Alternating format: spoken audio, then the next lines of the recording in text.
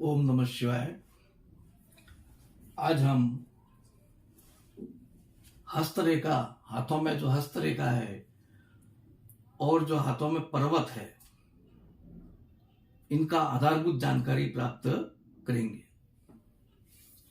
ये जो है अपना हाथ है, इस हाथ के अंदर पहले रेखाओं की जानकारी, बाद में पर्वतों की जानकारी, आधारभूत जानकारी है, ज्यादा गहरा नहीं जाना है।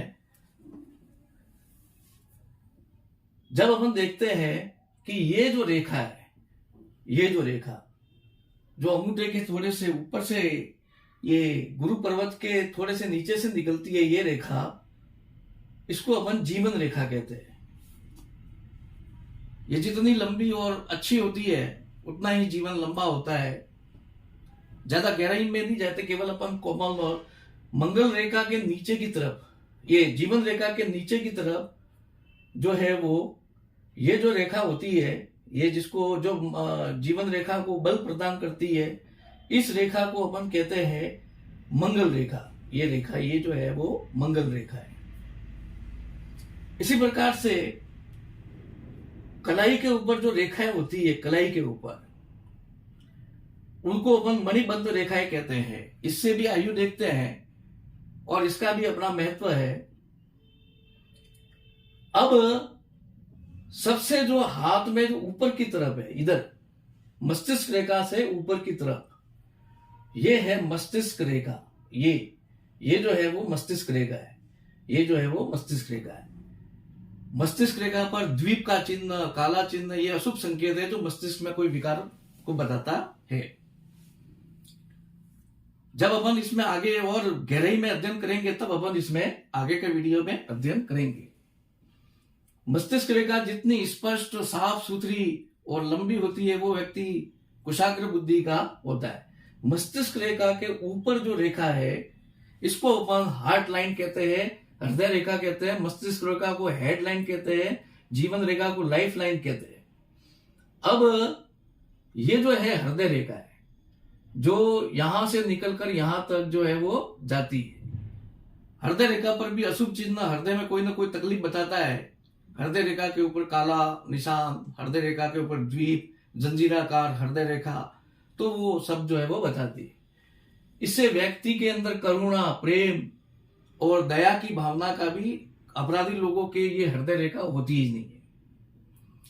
और उनकी अलग हाथों की विशेषता होती है और जो है वो अलग होती है।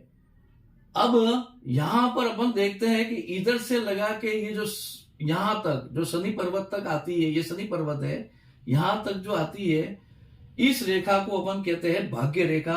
अंग्रेजी में इसको कहते हैं फैट लाइन। अंग्रेजी में इसको फैट लाइन कहते हैं। ये भाग्य रेखा है। अब ये अलग अलग, कभी शुक्र पर्वत से होकर शनि, इसका अंत जो है शनि पर्वत पर ही होता है। कभी कभी बीच में भी टूट जाती है, कभी शुक्र पर्वत से निकलती है, कभी सूर्य रेखा से भी, ये क्या कहते हैं, ये मणिबंध से, ये केतु पर्वत से निकलती है, कभी चंद्र पर्वत से भी ये जो है वो निकलती है। तो उसके अलग अलग भाग्य रेखा के लक्षण है। इसके बाद में अपन ये जो है, इसके नीचे जो ये रेखा है, ये है सूर्य रेखा, जिसको यश रेखा भी कहते हैं, कीर्ति रेखा भी कहते हैं, विद्या भी इससे देखी जाती है। ये सूर्य रेखा है। सूर्य रेखा अगर कटी छटी हो, कमजोर हो, तो उसके यश में बाधा आएगी, उसकी कीर्ति में बाधा आएगी और पढ़ाई में भी बाधा आएगी। तो ये सूर्य रेखा जो है विद्या रेखा भी है एक प्रकार से। अब यहां पर इस अंगुली के नीचे जो ये छोटी छोटी रेखा है, जो एक हो सकती है, दो हो सकती है, ज्यादा भी हो सकती है, इनको अपन जो है विवाह रेखा कहते हैं। ये जो है वो विवाह रेखा। और ये जो है जितनी स्पष्ट होगी उतना उसका दाम्पत्य जीवन अच्छा रहेगा। ये कटी फटी नहीं होनी चाहिए, कटी छटी नहीं होनी चाहिए। ये जो रेखा है, जो मैं यहां पे देखता हूं, अंतर्ज्ञान रेखा, ये रेखा, अंतर्ज्ञान रेखा, ये बहुत ही विरले लोगों के हाथ में होती है, बहुत ही कम लोगों के हाथ में होती है।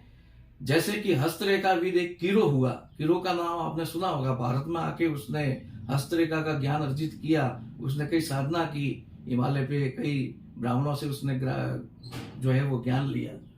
तो यहां पर ये जो है वो अंतर्ज्ञान रेखा है। ये बुध पर्वत से इधर से लेके चंद्र तक ये थोड़ी धनुष के आकार की ये जो है वो अंतर्ज्ञान रेखा। कहते हैं कि ये रेखा बहुत कम लोगों के हाथ में पाई जाती है और जिसको भूत भविष्य वर्तमान तीनों काल का ज्ञान हो जाता है, उसको किसी भी चीज का आभास पहले ही हो जाता है। अब यहां पर ये जो रेखा है जो आड़ी जा रही है इधर, ये रेखा जो है स्वास्थ्य रेखा है। स्वास्थ्य रेखा जितनी कमजोर होगी, कटी छटी होगी, तो वो स्वास्थ्य खराब निशानी बताता है, स्वास्थ्य का खराबी निशान बताता है।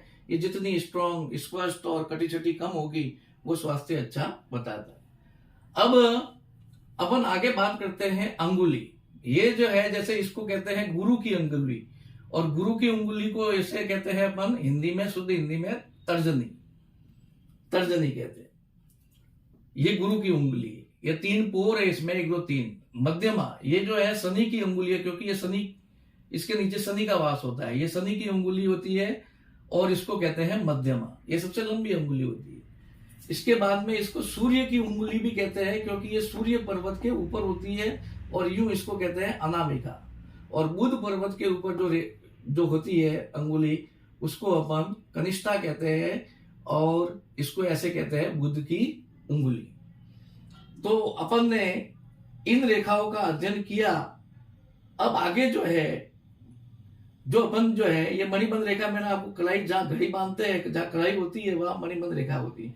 अब पर्वतों की स्थिति, हाथ में पर्वत कहां पर पाए जाते हैं? पर्वतों में ऐसा है कि जो पर्वत जितना ज्यादा विकसित होता है ना, उससे संबंधित उस व्यक्ति के अंदर गुण होते हैं। वो आगे अपन गहराई में जब जाएंगे तो अध्ययन करेंगे, इस तरह के बारे में और वीडियो आएंगे, उसमें बताएंगे। अब ये जो पर्वत है, इन पर्वतों का स्थान कहां पर है? पर्वत जरूरत से ज्यादा भी उठे हुए नहीं होने चाहिए और दबे हुए भी नहीं होने चाहिए, एकदम सही स्थिति में होने चाहिए। पर्वतों पर खराब चिन्ह होते हैं, झाल, क्रॉस, तो वो खराब निशानी बताते हैं। जैसे ये तर्जनी अंगुली के नीचे जो है वो गुरु पर्वत होता है, इसको जुपिटर कहते हैं, गुरु पर्वत होता है। और ये गुरु पर्वत, मध्यमा अंगुली के नीचे शनि होता है, जिसको सैटर्न कहते हैं। मध्यमा अंगुली के नीचे शनि और सैटर्न होता है।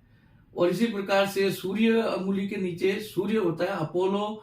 और इसी प्रकार से कनिष्ठा अंगुली के नीचे जो है वो बुध होता है, बुध जो है मरकरी होता है। अब जो पर्वत, जैसे गुरु अच्छा विकसित होता है तो वो व्यक्ति अध्यात्म के क्षेत्र में रुचि लेता है, ज्ञान उसका बहुत अच्छा होता है। जरूरत से ज्यादा ऊंचा हो तो वो अभिमानी, अहंकारी होता है। हर पर्वत की विशेषता है। फिर बुध जो है वो बुद्धि को बढ़ाता है, ऐसा व्यक्ति विज्ञान के क्षेत्र में, शनि है आगे विज्ञान के क्षेत्र में आगे बढ़ता है। सूर्य जो है यश देता है, ये अगर पर्वत दबा हुआ हो तो व्यक्ति को यश की कमी मिलती है। शनि जो पर्वत है ये मध्यमा के नीचे पाया जाता है। इसी प्रकार से अंगूठे के नीचे जो है शुक्र पर्वत जो है वो पाया जाता है। शुक्र का स्थान ये इधर तक, ये शुक्र स्थान। ज्यादातर साधु सन्यासियों के बीच अंदर जो है वो वासना का भाव होता है, तो उनके शुक्र जो है दबा हुआ होता है। फिर मंगल की स्थिति, यहां पर जो है वो निम्न मंगल पाया जाता है, यहां पर पाया जाता है उच्च मंगल। हाथ में मंगल 2 होते हैं, एक निम्न मंगल और एक उच्च मंगल, दोनों की अलग अलग विशेषता है। और इसी प्रकार से यहाँ पर जो है मणिबंध के ऊपर ये जो बीच में ये जो है केतु पर्वत पाया जाता है। हाथ के बीच में राहु पर्वत की स्थिति होती है, और उच्च मंगल और ये चंद्रमा, इधर सबसे जो नीचे जो है वो चंद्र की स्थिति होती है। जरूरत से ज्यादा ऊपर होता है तो वो पागलपन की निशानी है, कल्पनाशील बताता है ना। तो ये इसकी जो है वो ग्रहों की, पर्वतों की और स्थिति है। और ये हस्तरेखाओं का और जो पर्वतों का मैंने आपको आज आधारभूत ज्ञान करवाया। आगे आने वाले वीडियो में और अपन गहराई से समझेंगे, तो कृपया मेरे वीडियो को लाइक, सब्सक्राइब, शेयर व कमेंट करें तथा सब्सक्राइब करें, ताकि आने वाले वीडियो का सूचना जो है आपको मिल जाए। धन्यवाद। ओम नमः शिवाय।